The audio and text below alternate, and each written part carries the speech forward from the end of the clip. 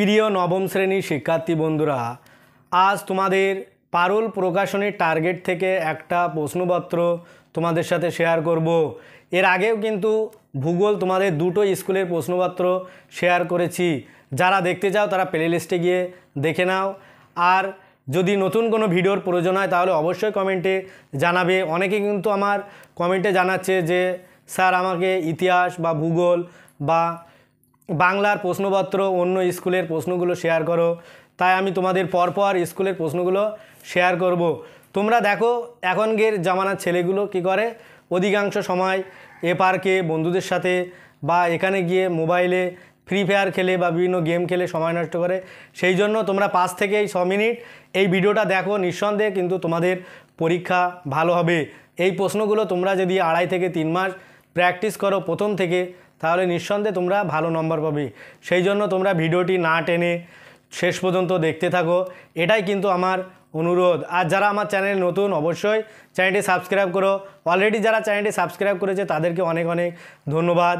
আজকে শুরু করছি তোমাদের ভূগোল, একটা গুরুত্বপূর্ণ স্কুলের প্রশ্নপত্র। 1 দাগ সঠিক উত্তরটি নির্বাচন করো।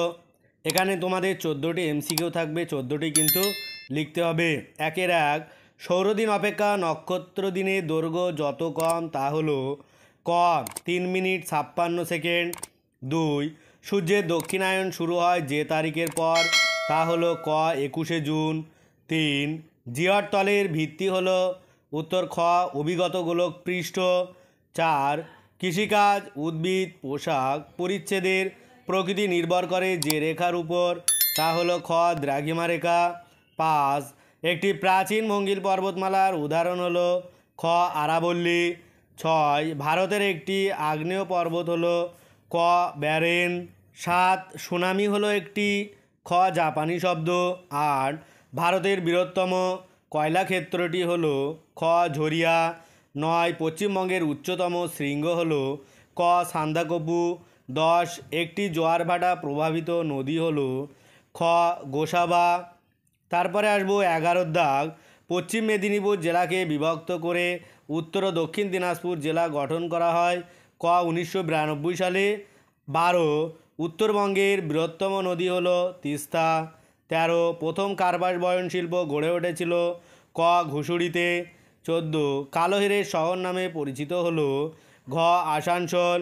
15 পশ্চিমবঙ্গের পর্যটন শিল্পের প্রচার অভিযানের স্লোগানটি হলো খ বিশ্ব বাংলা। তারপরে আসবো 2 দাগ নিচের প্রশ্নগুলির নির্দেশ মতো উত্তর দিতে হবে। 2-1 সত্য বা মিথ্যা নির্ণয় করতে হবে। 6টি 1 ছোটনাগপুর হলো একটি লাভা মালভূমি, ভুল। 2 21শে মার্চকে জলবিষুব বলা হয়, এটাও ভুল। 3 উষ্ণ মরু অঞ্চলে আর্দ্র বিশ্লেষণ দেখা যায়, এটাও ভুল। 4 অপ্রচলিত শক্তি ব্যবহারে পরিবেশ দূষিত হয়, এটাও ভুল। 5 হিমালয় পর্বতমালা টারশিয়ারি যুগে সৃষ্টি হয়েছিল, এটা ঠিক। 6 পৃথিবীর মেরু অঞ্চলে সারা বছর একটি ঋতু বিরাজ করে, এটাও ঠিক। ভিডিওটি ভালো লাগলে অবশ্যই চ্যানেলটি সাবস্ক্রাইব করো আর পাশে থাকা বেল আইকনটি ক্লিক করে রাখো। যারা আমার চ্যানেলে নতুন অবশ্যই চ্যানেলটি কিন্তু সাবস্ক্রাইব করে রেখো আর ভিডিওটি বেশি বেশি করে লাইক ও শেয়ার করো। 2 দাগে 2 একটি বা দুটি শব্দের উত্তর দিতে হবে, যে কোনো 6টি। 1 কোন প্রাকৃতিক শক্তির প্রভাবে বাজাদা গড়ে উঠেছে, বায়ু বা জলধারা। 2 ভারতের প্রাচীনতম তৈলক্ষেত্র কোনটি, উত্তর ডিগবয়। 3 একটি মনুষ্যসৃষ্ট বিপর্যয়ের নাম লেখো, উত্তর পারমাণবিক বিস্ফোরণ। 4 পশ্চিমবঙ্গের চা গবেষণাগার কেন্দ্রটি কোথায় অবস্থিত, এই উত্তরটা তোমরা কমেন্টে জানাবে। 5 বিষম সত্ত্ব শিলায় কী ধরনের আবিষ্কার ঘটে, যান্ত্রিক আবিষ্কার। 6 শিল্ড মালভূমি কোনগুলি, যে মালভূমি ভূত্বক কঠিন ও সুস্থায়ী সেগুলি হলো শিল্ড মালভূমি। 7 কালো সোনা ভারতের কোথায় সবচেয়ে বেশি পাওয়া যায়, এটা হবে বোম্বে হাই। তারপরে আসবো 2-3 শূন্যস্থান পূরণ করতে হবে 6টি। 1 উল্লম্ব ফাটল যে আবহাওয়াকারে দেখা যায়, উত্তর হবে যান্ত্রিক। 2 যে জেলা ভেঙে আলিপুরদুয়ার জেলা তৈরি হয়েছে, উত্তর হবে জলপাইগুড়ি। 3 পৃথিবীর মেরু পরিধি অপেক্ষা নিরক্ষীয় পরিধি কত কিমি বেশি, 51 কিমি। 4 সমুদ্র তলদেশে ভূমিকম্প যেটা সৃষ্টি করার জন্য দায়ী, সেটা হলো সুনামি। আর 5 কলকাতা 88°34' পূর্ব। প্রতিবাদ স্থানের দ্রাঘিমা হলো 91°30' পশ্চিম।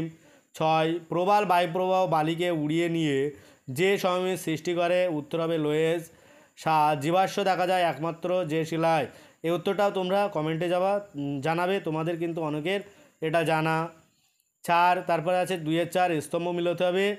1 ক্ষয়জাত পর্বত, এটা হবে আরাবল্লী পর্বত। 2 তুষারের কার্য, এটা হবে শীতল পার্বত্য অঞ্চল। আর 3 তথ্য প্রযুক্তি, এটা হবে রাজারহাট। 4 ব্যাসাল্ট, এটা হবে মেসা। তারপরে আসবো 3-এর দাগ, নিচের প্রশ্নগুলির উত্তর দিতে হবে। এখানে কিন্তু তোমাদের 6টা উত্তর দিতে হবে। 6-12 নম্বর। 1 পৃথিবীকে নীলগ্রহ বলে কেন, অথবা দিগন্তরেখা কাকে বলে। 2 পামির মালভূমিকে পৃথিবীর ছাদ কেন বলা হয়, অথবা গ্রস্ত উপত্যকা কাকে বলে। 3 রেগোলিথ কি, অথবা অগ্নিভবন কাকে বলে।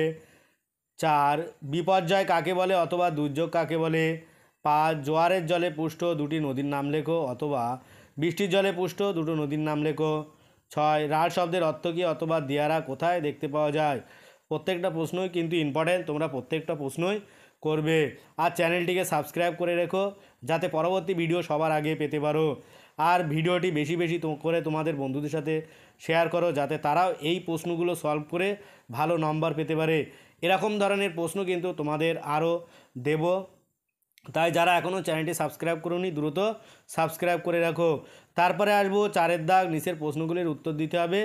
এখানে 3-4-12 চারটে লিখতে হবে। 3 নম্বরের 1 অধিবাস্য সম্পর্কে সংক্ষেপে লেখো, অথবা পরিক্রমণ গতির প্রমাণ কী কী।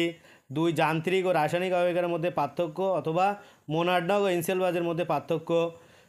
3 জলবিদ্যুৎ উৎপাদনে অনুকূল ভৌগোলিক পরিবেশ কী কী, অথবা দুর্গাপুরকে ভারতের রুট বলা হয় কেন। 4 মেঘ ভাঙা বৃষ্টি কী, অথবা হিমানি সম্প্রপাত কী। তারপরে আসবো 5-এর দাগ। এখানে কিন্তু তোমাদের এই 5-এর দাগের থেকে 5 নম্বরে লিখতে হবে কটা, তোমাদের 4টে, 4-20 নম্বরের। তাই 5-এর 1 আছে প্রথমে, যে কোনো দুটি প্রশ্নের উত্তর দিতে হবে। প্রথমে একটা অঙ্ক থাকবে, তারপরে যে মালভূমি শ্রেণীবিভাগ ও উদাহরণসহ কয় প্রকার মালভূমি বিবরণ দিতে হবে। প্রশ্নগুলো তোমরা দেখো এবং এইগুলো বেশি বেশি করে প্র্যাকটিস করো, তাহলে কিন্তু তোমাদের ফাইনাল পরীক্ষা অবশ্যই ভালো হবে। তাই 5-এর 2 আছে, এখান থেকেও তোমাদের দুটি প্রশ্নের উত্তর দিতে হবে। এখানে পার্বত্য অঞ্চলে ভূপ্রকৃতি, অথবা আছে চা শিল্পের সমস্যা সমাধানের ব্যবস্থাগুলি, আর পশ্চিমে কী কী খাদ্য প্রক্রিয়াকরণ শিল্প গড়ে উঠেছে। আর সব শেষে থাকবে তোমাদের 6-এর দাগ, যেটা তোমাদের কিন্তু এবার মোস্ট ইম্পর্টেন্ট। ম্যাপ পয়েন্টিং 10টা থাকবে, তোমাদের 10টাই কিন্তু করতে হবে। সেই জন্য তোমরা অবশ্যই ম্যাপ পয়েন্টের দিকে গুরুত্ব দেবে। পরবর্তীতে তোমাদের ম্যাপ পয়েন্টিংয়ের কিছু ভিডিও অবশ্যই আপলোড করব, তোমরা সঙ্গে থাকো, সেটা অবশ্যই দেখতে পাবে। এখানে কিন্তু তোমাদের 10টা ম্যাপ পয়েন্টিং দেওয়া আছে, প্রতীক সহ চিহ্নিত করতে হবে।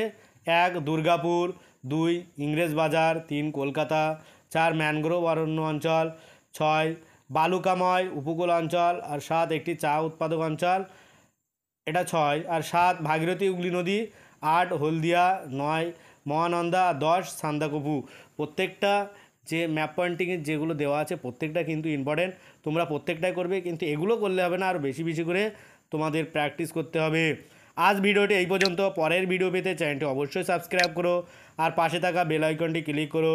সকলে ভালো থাকো, সুস্থ থাকো। ভিডিওটি শেষ পর্যন্ত দেখার জন্য সবাইকে অনেক অনেক অভিনন্দন।